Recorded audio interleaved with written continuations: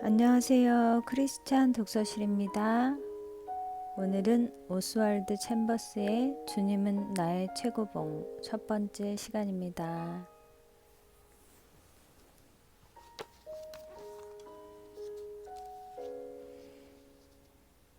신앙의 중심을 지키십시오. 나의 간절한 기대와 소망을 따라 아무 일에든지 부끄러워하지 아니하고 예수님께서 우리 자신을 주께 내려놓으라고 하실 때 그렇지 못한다면 이는 매우 부끄러운 것입니다. 바울은 나의 결심은 지극히 높으신 최상의 주님께 나의 최선을 드리는 것입니다 라고 했습니다. 최선을 드리는 것은 논쟁을 하거나 이치를 따지는 문제가 아닙니다. 의지의 항복입니다. 다시는 번복할 수 없는 절대적인 항복입니다. 다른 사람을 고려한다고 말은 하지만 실제로는 자기 자신을 지나치게 생각하는 마음이 의지의 항복을 가로막습니다. 우리는 주님의 부르심에 순종하려고 하면 남들에게 많은 피해를 끼치게 될 것이라고 생각하면서 하나님은 순종이 얼마나 힘든지 알지도 못하신다고 불평합니다. 그러나 중심을 벗어나지 마십시오. 하나님은 다 아십니다. 다른 모든 고려할 사항들을 내려놓고 하나님 앞에서 오직 이 한 가지만 생각하십시오. 최상의 주님께 나의 최선을 드리리라. 단호하게 결심하십시오. 온전히 그분을 위해 오직 그분을 위해 살기로. 이는 내게 사는 것이 그리스도니 죽는 것도 유익함이라.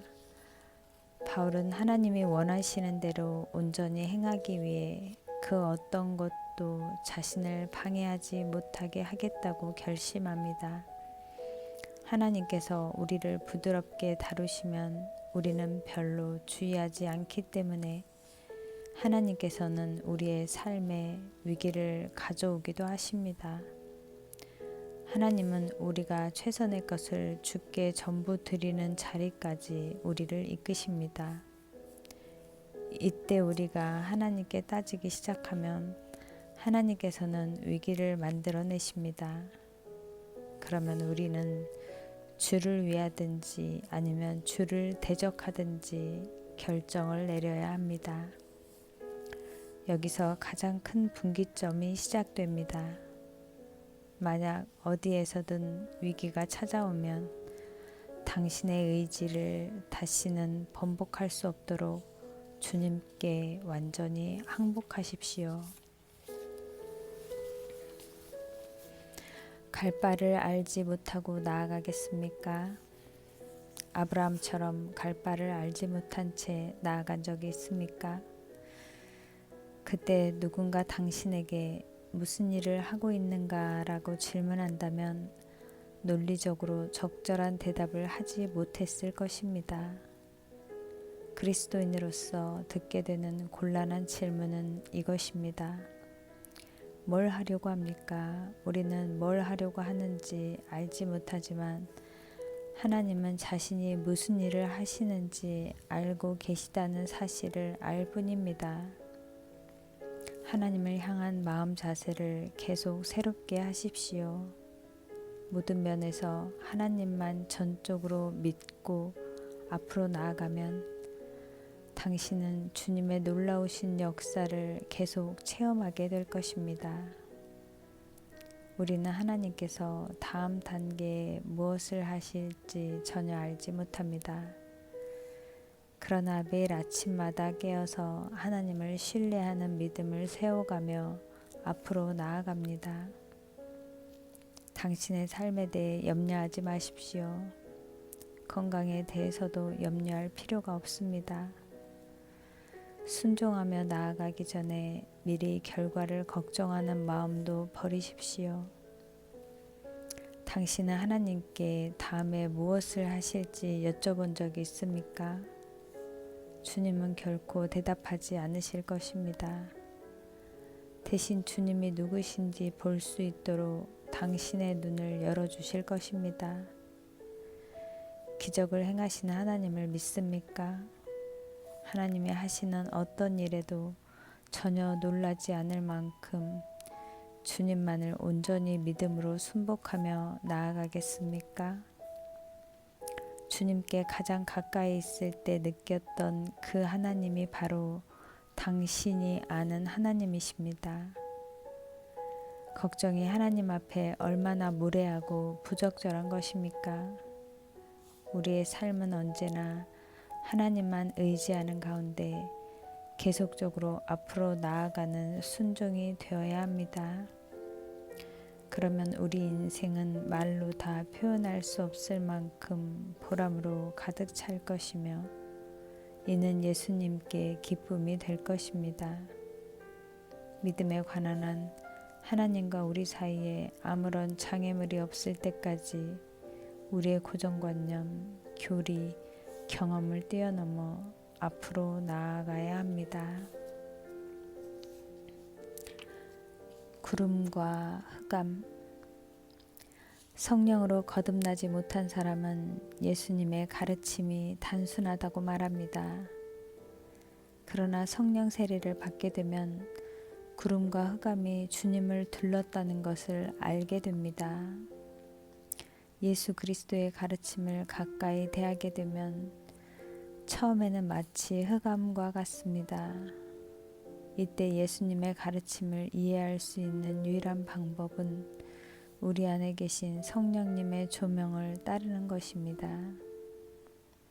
만일 진부한 종교 형식에서 발을 뗀 기억이 없고 형식적인 종교의 옷을 벗어버린 경험이 없다면, 또한 종교적 분위기 속에서 하나님께 나아가던 친숙함을 떨쳐버린 경험이 없다면 우리가 정말 주의 존전에 서 있었던 적이 있는지 확인해 봐야 합니다. 신앙생활의 변덕이 심하고 종교적 분위기에 익숙하다면 예수 그리스도를 만난 적이 없는 것입니다. 예수 그리스도가 하신 일을 깨달음으로 놀라운 환희와 자유함을 맛본 후에는 그분을 깊이 알기 원하지만 정작 그때부터 깊은 흑암이 몰려옵니다. 예수님께서는 언제나 내가 너희에게 이른 말은 영이요 생명이라고 하셨습니다. 성경의 많은 말씀들이 처음에는 구름과 흑암 같습니다. 그런데 예수님께서 우리의 특별한 상황에서 그 말씀들을 다시 하실 때 갑자기 말씀들이 영이 되고 생명이 됩니다. 이것이 환상이나 꿈이 아니라 바로 말씀에 의해 하나님이 우리에게 보여주시는 방법입니다. 우리가 하나님께 나아가게 되는 가장 단순한 방법은 언제나 살아있는 말씀을 통해서입니다. 하나님보다 앞서지 마십시오. 당신이 원하는 것을 왜 할 수 없는지 이해할 수 없을 때가 있습니다. 하나님께서 이러한 공백 기간을 허락하시면 그 공백을 스스로 채우려 하지 말고 기다리십시오. 그 기간은 당신에게 성화가 무엇인지 알려주시고 성화 이외에 봉사가 무엇인지 가르치시기 위해 허락될 수 있습니다. 결코 하나님의 인도하심보다 앞서 달리지 마십시오. 만일 아주 작은 의심이라도 생기면 하나님께서 인도하시는 것이 아닙니다. 의심이 생길 때마다 멈추십시오. 처음에는 하나님의 뜻이 무엇인지 분명히 보이는 것 같습니다. 그래서 친구들과의 관계를 끊기도 하고 어떤 사업 관계도 포기합니다. 하나님께서 우리에게 뭔가를 하라고 명하시는 것 같습니다. 그러나 결코 충동적인 감정에 의해 행동하지 마십시오. 분명한 인도하심 없이 무턱대고 진행했다가 오히려 복구하는 데 많은 세월을 보내야 하는 어려움을 당할 수 있습니다. 하나님께서 모든 것을 원만하게 드러내실 때까지 기다리십시오. 우리의 마음 상함이나 후회가 전혀 없도록 주께서 친히 행하실 것입니다. 그러므로 하나님의 섭리에 관해 의문이 있을 때는 하나님께서 친히 역사하실 때까지 기다리십시오. 베드로는 하나님 앞에서 기다리지 못했습니다. 그는 시험이 어디서 올 것이라고 미리 추측했습니다. 그러나 시험은 베드로가 전혀 생각하지 못한 것에서 왔습니다. 주를 위하여 내 목숨을 버리겠나이다. 베드로의 선언은 정직한 것이었지만 무지한 것이었습니다. 예수께서 대답하시되 닭 울리기 전에 네가 3번 나를 부인하리라. 이 말씀은 베드로가 자신을 아는 것보다 예수님께서 베드로를 훨씬 더 잘 아시기에 할 수 있는 말씀이었습니다. 베드로는 자신에 대해서도 몰랐고 자신의 능력도 정확히 알 수 없었기에 예수님을 따를 수 없었습니다. 우리는 예수님의 매력에 빠져서 얼마든지 인간적인 충성을 맹세할 수 있습니다. 그러나 그 매력과 환상이 우리를 예수 그리스도의 제자로 만드는 것은 아닙니다. 인간적인 헌신은 어떤 때와 장소에서 예수님을 부인할 수 있습니다. 자신을 포기할 때 성령을 받습니다. 이 말씀을 하시고 베드로에게 이르시되 나를 따르라 하시니 3년 전에도 예수님께서 이 말씀을 하셨습니다. 나를 따라오라. 이때 베드로는 예수님을 쉽게 따라갈 수 있었습니다.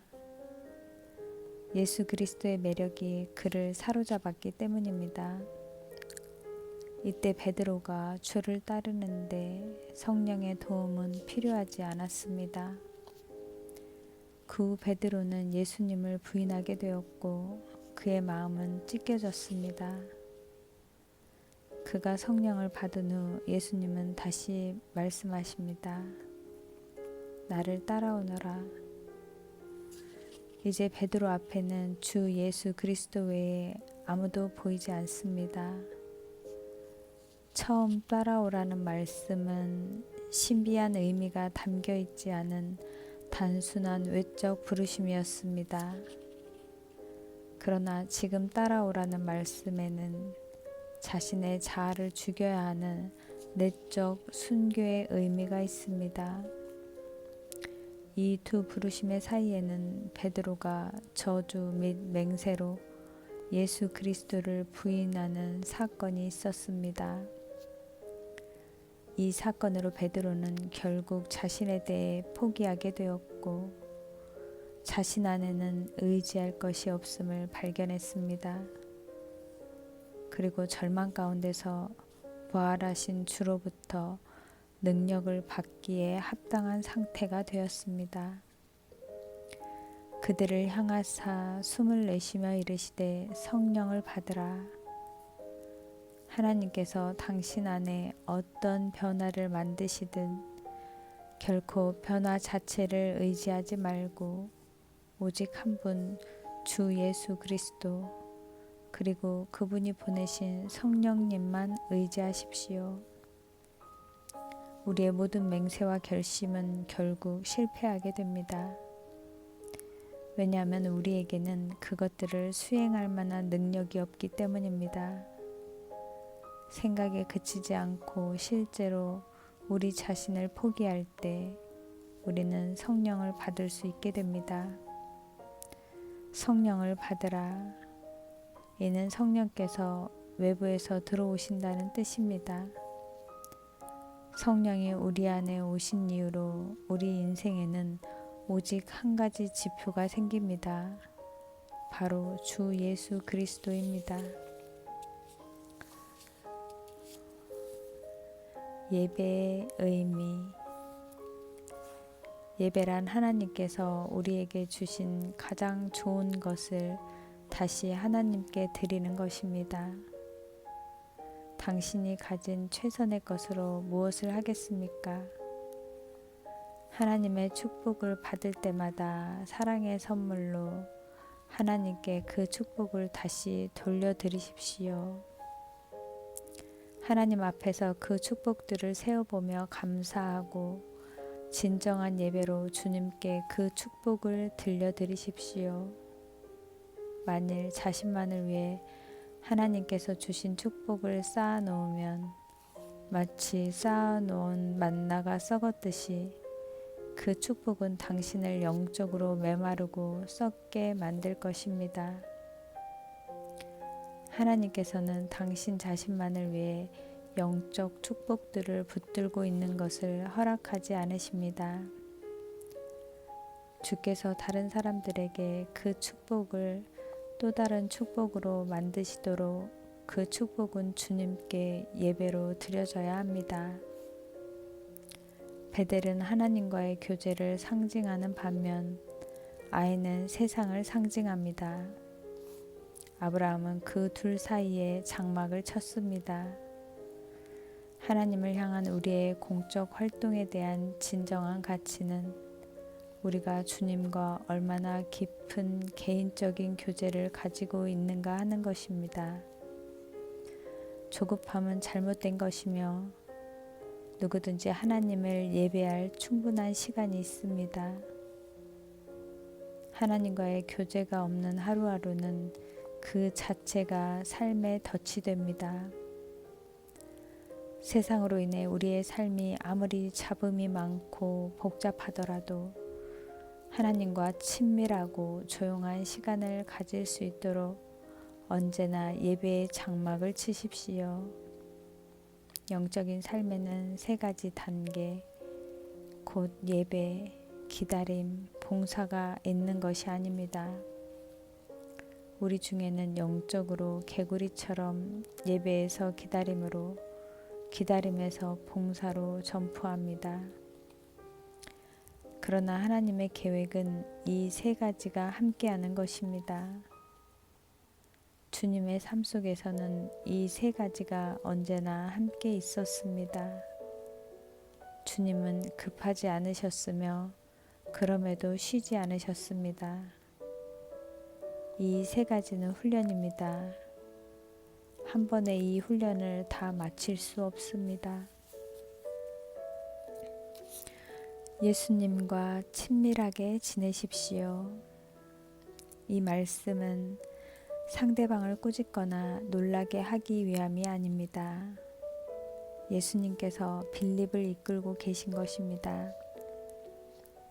친숙해지기가 가장 어려운 분이 있다면 예수님일 것입니다. 성령님이 오시던 오순절 전까지도 제자들은 예수님이 단지 악령을 이기는 힘을 주시고 부흥을 가져다 주시는 분으로만 알고 있었습니다. 이 정도만 하더라도 꽤 친밀한 관계입니다. 그러나 훨씬 더 친밀한 관계가 있었습니다. 성령께서 오심으로 성령 안에서 나누게 되는 예수님과의 엄청난 친밀함입니다. 나는 너희를 친구라고 하리라. 진정한 친구 관계는 이 땅에 흔치 않습니다. 진정한 우정이란 생각과 마음과 영이 같아지는 것을 의미합니다. 제자의 삶이란 예수 그리스도와 가장 친밀한 관계로 들어가는 것을 말합니다. 주님으로부터 축복도 받고 주의 말씀도 머리로 알지만 정말로 그분을 알고 있습니까? 예수님께서 내가 떠나는 것이 너희에게 유익이라고 말씀하셨습니다.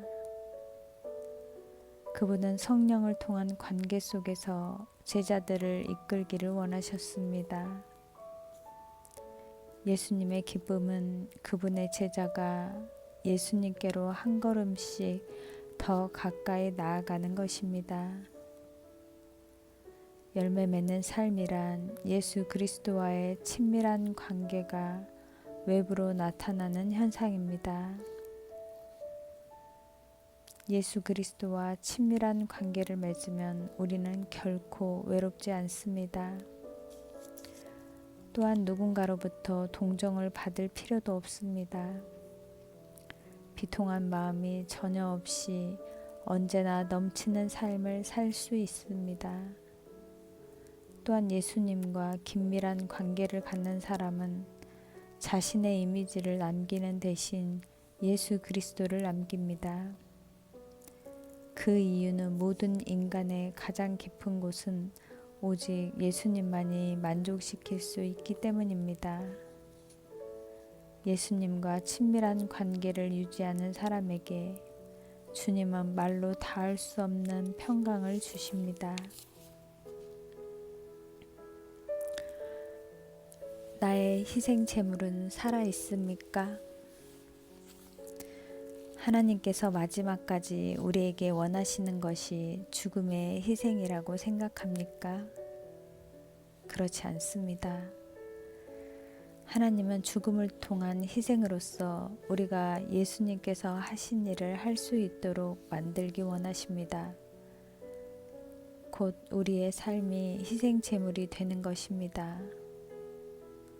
제가 주와 함께 죽는 자리까지 가겠나이다가 아니라 제가 주님과 함께 죽어 제 삶이 하나님께 드려지는 희생 제물이 되게 하겠나이다 라는 것입니다.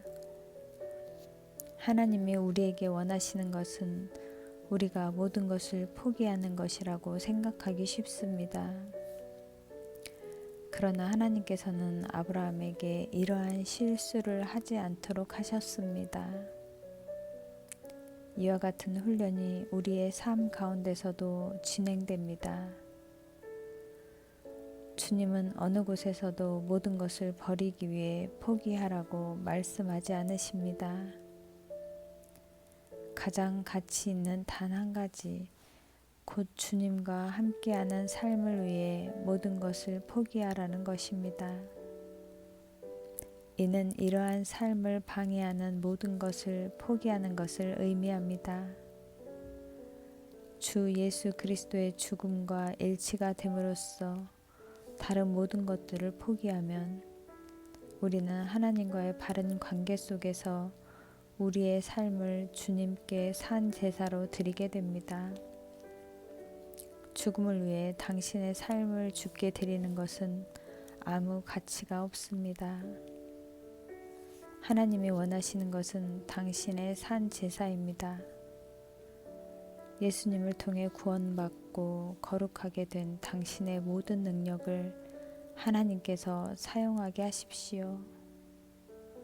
이러한 제사가 하나님께서 받으시는 산 제사입니다. 초월적인 하나님의 보호. 성령의 위대하고 신비스러운 역사는 우리가 닿을 수 없는 깊은 인격적 본성의 영역에서 이루어집니다. 시편 139편에서 시인이 말합니다. 내가 주의 영을 떠나 어디로 가며 주의 앞에서 어디로 피하리이까? 내가 하늘에 올라갈지라도 거기 계시며 수월에 내 자리를 펼지라도 거기 계시니이다. 내가 새벽 날개를 치며 바다 끝에 가서 거주할지라도 거기서도 주의 손이 나를 인도하시며 주의 오른손이 나를 붙드시리이다. 내가 혹시 말하기를 흑암이 반드시 나를 덮고 나를 두른 빛은 밤이 되리라 할지라도 주에게서는 흑암이 숨기지 못하며 밤이 낮과 같이 비추이나니 주에게는 흑암과 빛이 같음이니이다. 내가 은밀한 데서 지음을 받고 땅의 깊은 곳에서 기이하게 지음을 받은 때에 나의 형체가 주의 앞에 숨겨지지 못했나이다. 내 형질이 이루어지기 전에 주의 눈이 보셨으며 나를 위해 정한 날이 하루도 되기 전에 주의 책에 다 기록이 되었나이다. 당신 하나님께서 우리의 의식 세계를 훨씬 초월하는 상상의 세계까지 보호해 주시는 것을 믿습니까? 예수의 피가 우리를 모든 죄에서 깨끗하게 하실 것이요. 이 내용은 우리가 의식할 수 있는 죄에만 국한되지 않습니다. 사실 인간이란 존재는 죄로 인해 아주 둔해졌기 때문에 의식하지 못하는 죄가 너무 많습니다. 죄로부터 정결하게 된다는 것은 우리의 영혼 자체만큼이나 깊고 높은 차원입니다. 하나님께서 빛 가운데 계심같이 우리가 온전히 빛에 거할 때 죄에 대한 온전한 의식이 가능합니다. 이러한 일이 가능하려면 예수 그리스도를 채우신 바로 그 성령께서 우리 영혼을 충만하게 채우셔야 합니다. 따라서 예수님께서 다시 오실 그때까지 우리는 성령의 거룩하게 하시는 강한 역사 가운데 하나님에 의해 보호를 받아야 합니다. 그래야 우리의 영과 혼과 육이 하나님이 보시기에 흠없이 정결하게 유지될 수 있습니다. 우리는 방심하지 말고 이러한 위대하고 엄청난 하나님과의 진리 가운데 우리 마음이 사로잡힐 수 있도록 해야 합니다.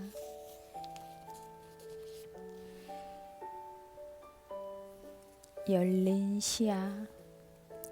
하나님이 주시는 은혜의 첫 번째 주권적인 역사는 죄악을 사함받는 것입니다. 그리스도인으로서의 어떤 체험을 하지 못하고 있다면 아직 하나님께로부터 영적으로 아무것도 받은 것이 없기 때문입니다.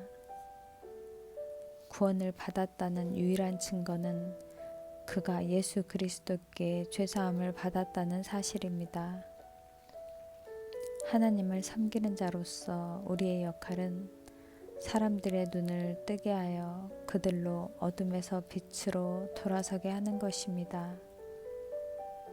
그러나 이것은 구원이 아니라 마음속 변화이고 빛의 자극을 받은 사람들의 반응입니다. 대부분의 그리스도인들은 이 과정 속에 있습니다. 그들의 눈은 열렸습니다. 그런데 그들은 아무것도 받지 않았습니다. 단지 마음이 변해 결심을 한 상태는 아직 거듭난 상태가 아닙니다.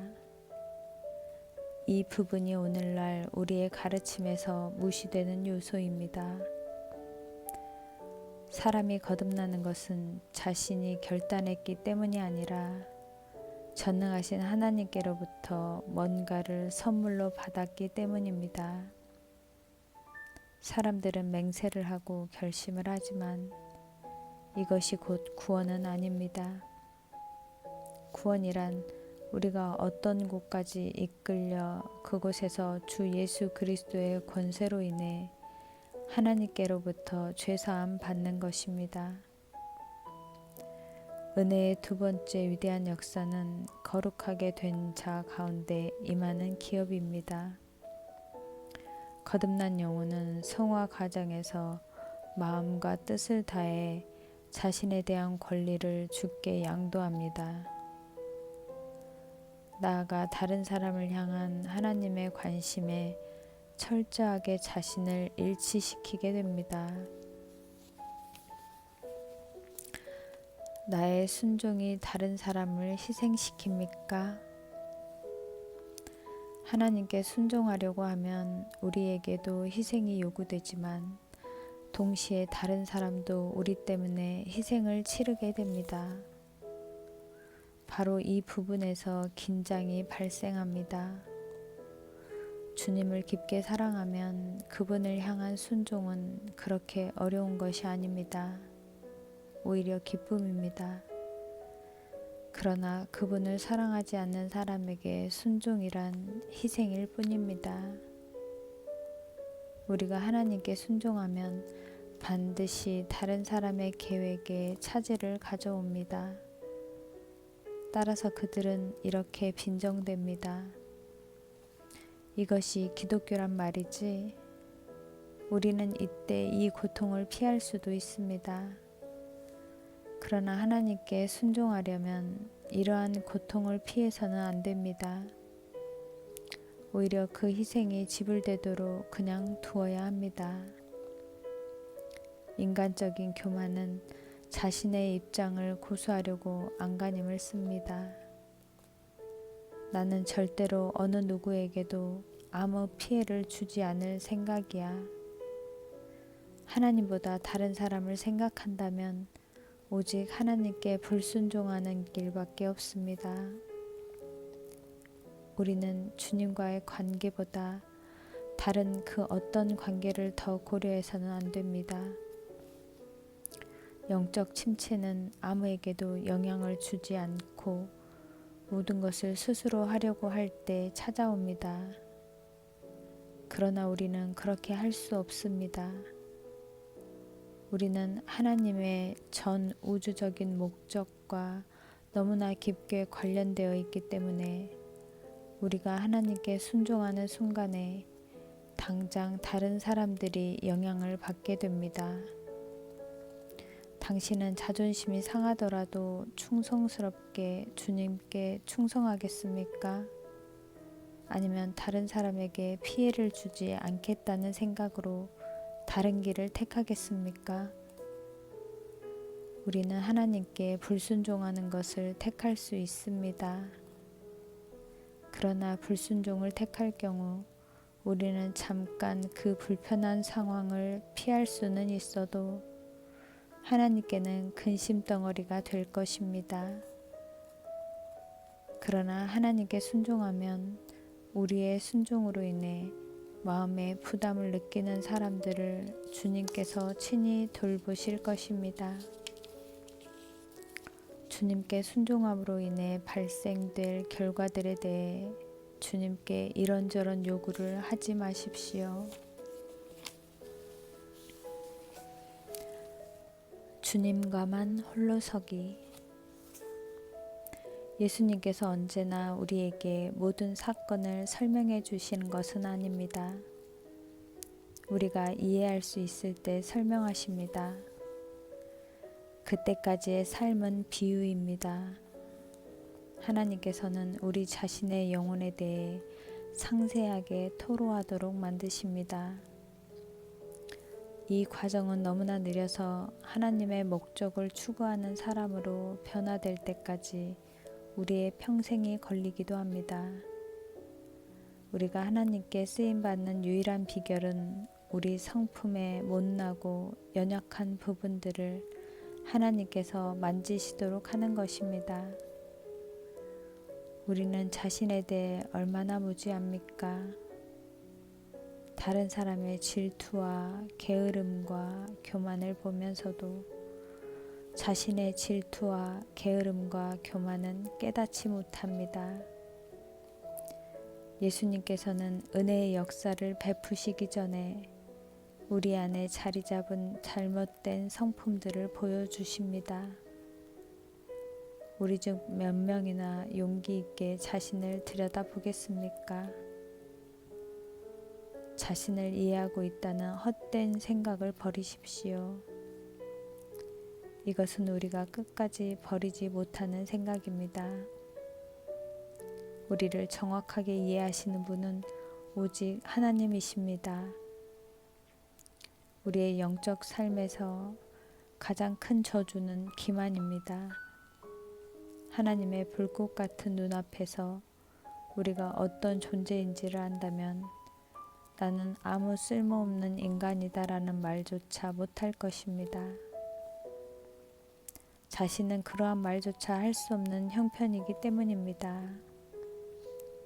우리가 하나님 앞에서 전혀 가치가 없다는 사실을 확신하지 못하면 하나님께서는 계속 우리를 궁지에 몰아 결국 홀로 있게 만드실 것입니다. 우리 안에 교만이나 기만이 있다면 예수님께서는 그 어떤 것도 설명할 수 없으시기 때문입니다. 주님은 우리의 지적 교만에 상처를 허락하셔서 지식에 실망케 하실 것이며 좌절감을 느끼게 하실 것입니다. 주님은 우리의 부적절한 애착을 드러내셔서 우리로 그 모든 애착을 버리고 홀로 있게 하실 것입니다. 우리가 배우고 듣는 정보와 지식은 우리의 삶을 설명할 수 없습니다. 오직 하나님께서 우리를 홀로 있게 하셔서 설명해 주실 때 비로소 배우고 들은 것을 이해하게 됩니다.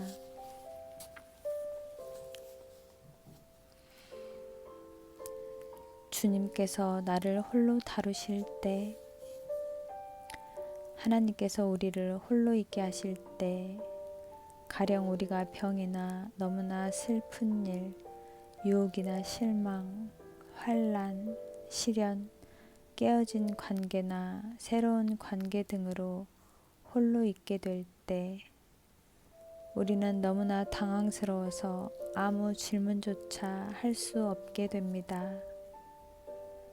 이때 주님은 설명하기 시작하십니다. 예수 그리스도께서 12 제자들을 어떻게 훈련하셨는가를 주의해 보십시오. 사실 십자가 사건으로 남처함에 빠진 사람들은 주변의 군중들이 아니라 예수님의 제자들이었습니다. 그래서 그들은 계속 예수님께 질문을 하게 되었고, 그때 예수님께서는 그들에게 설명을 해주셨습니다. 그럼에도 불구하고 그들은 성령을 받은 후에야 모든 것을 제대로 이해할 수 있었습니다. 하나님과 함께할 때 당신은 하나님께서 당신의 영혼에 깊은 관심을 가지고 계심을 알게 됩니다. 형제들의 슬픔과 난처함은 분명히 당신에게 큰 혼돈을 줄 것입니다. 우리는 다른 사람들의 사정을 이해한다고 착각하지만 사실 하나님께서 우리 마음속에 어떤 아픔을 주시기 전까지는 다른 사람들의 사정을 이해할 수 없습니다. 각 사람 안에는 성령에 의해 드러나야 할 무지와 아집으로 가득 차 있습니다. 오직 예수님께서 우리를 홀로 다루실 때 이를 깨닫게 됩니다. 지금 당신은 주님과 홀로 있습니까? 아니면 쓸데없는 생각들과 주를 섬기는 데 방해되는 복잡한 친구 관계, 외모에 대한 자질구레한 생각에 집착하고 있습니까? 우리의 머릿속에서 이러한 모든 시끄러운 질문이 잠잠해지고 오직 주님과만 단둘이 있을 때까지 주님은 아무것도 설명할 수 없으십니다.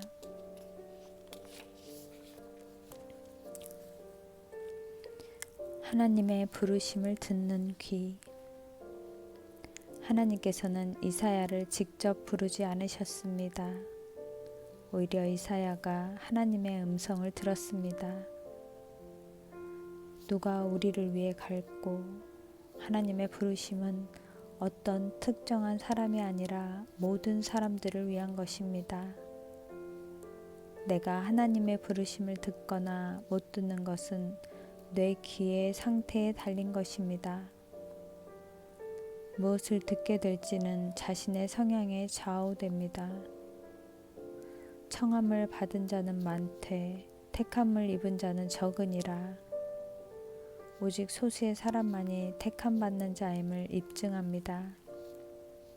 택함받은 자는 다름 아닌 예수 그리스도를 통해 하나님과의 관계 속에 들어가 그들의 성향이 바뀌고 귀가 열리며 언제나 들려오는 아주 조용하고 작은 소리인 누가 우리를 위해 갈고라는 주의 음성을 들은 자들입니다.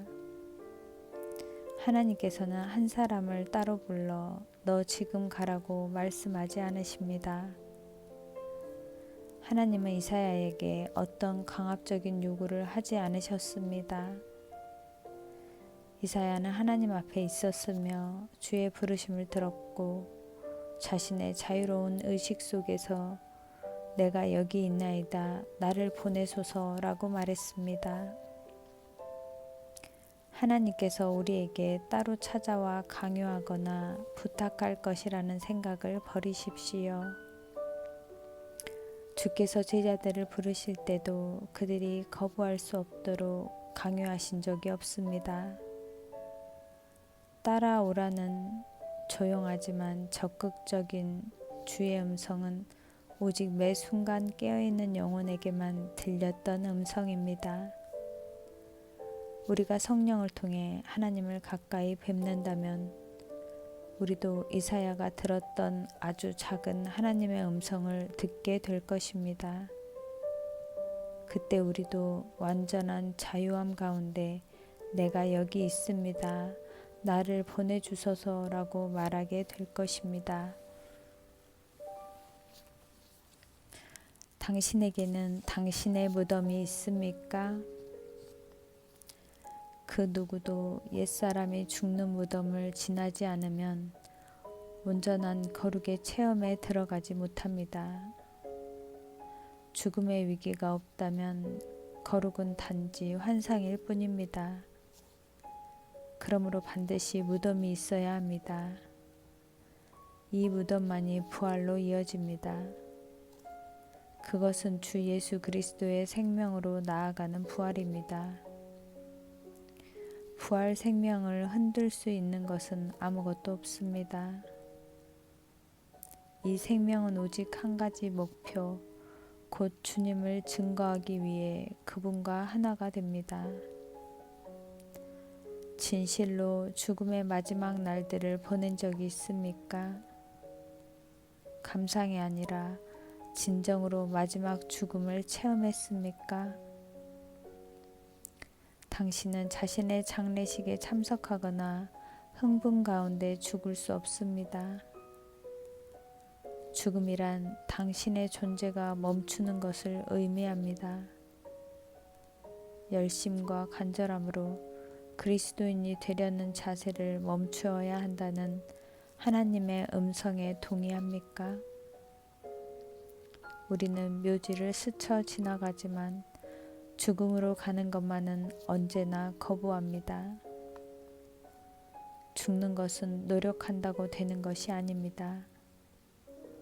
오직 주의 죽으심과 합하여 세례를 받음으로 죽는 것입니다. 당신에게는 당신의 무덤이 있습니까? 아니면 죽은 것처럼 당신의 영혼을 속이며 거룩한 게임을 하고 있습니까? 당신의 인생 속에 마지막 날로 기록된 때와 장소가 있습니까? 이 장소는 고통스럽지만 예외적으로 감사한 기억으로 우리 마음속에 남아있을 것입니다. 그래요, 그때지요. 바로 내가 무덤에 들어간 날이며 하나님께 항복한 날입니다. 하나님의 뜻은 이것이니 너희의 거룩함이라. 하나님의 뜻이 무엇인지 깨달을 때 당신은 자연스럽게 거룩에 입문하게 됩니다. 하나님의 뜻은 무덤입니다. 지금 그 무덤을 지날 의향이 있습니까? 오늘이 이 지구상에서 당신의 마지막 날이라고 하나님께 동의하겠습니까? 그 동의의 순간은 바로 당신에게 달려 있습니다. 하나님의 속성을 드러내는 부르심. 주님의 부르심에 대해 말할 때 가장 중요한 내용, 곧 부르시는 분의 속성을 잊기 쉽습니다. 이 세상에는 바다와 산과 거대한 해빙의 부름이 있습니다. 그런데 이 부름은 언제나 소수의 사람에게만 들립니다. 부름은 부르는 자의 속성이 표현된 것입니다. 우리 안에 부르는 분과 같은 속성이 있을 때 그 부름이 들립니다. 주님의 부르심은 우리의 속성이 아니라 하나님의 속성의 표현입니다. 또한 하나님의 부르심에는 그분의 완전하신 섭리 가운데 다른 사람이 아닌 오직 우리만 인식할 수 있는 음성이 있습니다. 아주 특별한 사건 속에서 주님의 음성이 들리기 시작합니다. 다른 사람과 그 음성에 관해 자문해도 아무 소용이 없습니다. 우리 영혼이 하나님과 깊은 관계를 유지할 때 우리에게만 들리는 하나님의 음성이 있습니다. 하나님의 부르심은 내 속성의 메아리가 아닙니다. 따라서 주님의 부르심은 우리가 뭘 좋아하는지, 개인적 성격은 어떠한지에 대해 고려하지 않습니다. 만일 자신이 좋아하는 것과 자신의 성격에 맞는 것만을 고려하면 우리는 하나님의 부르심을 결코 들을 수 없을 것입니다. 그러나 내가 하나님과의 관계 속에 들어가면 그때 나는 이사야가 있었던 상태에 들어가게 됩니다. 이사야의 영혼은 엄청난 위기 상황 속에서 하나님께 온전히 맞추어졌습니다. 그러자 그는 자신의 놀란 영혼을 부르시는 하나님의 음성을 들을 수 있었던 것입니다. 우리 대부분은 자신의 음성만을 들을 귀가 있기에 하나님의 음성을 듣지 못합니다. 하나님의 부르심의 영역 속에 들어가려면 우리에게 근본적인 깊은 변화가 있어야 합니다. 일상적인 삶의 사명. 하나님의 부르심은 어떤 특별한 봉사를 위한 부르심이 아닙니다. 내가 하나님의 속성에 접하게 될 때 나는 주를 위해 무엇을 하고 싶은지 깨닫게 됩니다. 하나님의 부르심은 근본적으로 그분의 속성을 표현합니다. 봉사는 내 속성에 잘 맞는 것이 밖으로 표출되는 것입니다. 일상적인 삶의 사명에 대해 사도 바울이 말했습니다. 그의 아들을 이방에 전하기 위해 그를 내 속에 나타내시기를 기뻐하셨을 때에 봉사는 헌신된 마음이 흘러넘치는 것입니다. 엄밀히 말한다면 봉사는 부르심이 아니라 하나님의 속성과 나의 속성이 일치된 모습이 현실 속에서 드러나는 것입니다. 봉사는 나의 삶의 자연스러운 부분에 해당합니다. 주님과의 관계를 맺게 되면 나는 주님의 부르심을 이해하게 됩니다. 그러면 그분을 향한 순전한 사랑 가운데 내게 있는 것으로 주를 위해 뭔가를 하는 것입니다. 그러므로 하나님을 섬긴다는 것은 주님의 부르심을 듣고 마음을 다해 사랑의 표현을 하는 것입니다. 봉사는 내 속성에 맞는 것이 표현된 것인 반면 하나님의 부르심은 그분의 속성이 표현된 것입니다. 결과적으로 거듭남을 통해 내가 주님의 속성을 받고 그분의 부르심을 들을 때 그 신성한 부름은 놀랍게도 내 속에 임한 주님의 속성을 부르게 됩니다. 그래서 이 둘이 함께 일하는 것입니다. 하나님의 아들이 자신을 내 안에서 나타내십니다. 그러면 나는 주님을 향한 사랑의 마음 가운데 나의 일상적인 삶에서 그분을 섬기게 됩니다. 감사합니다.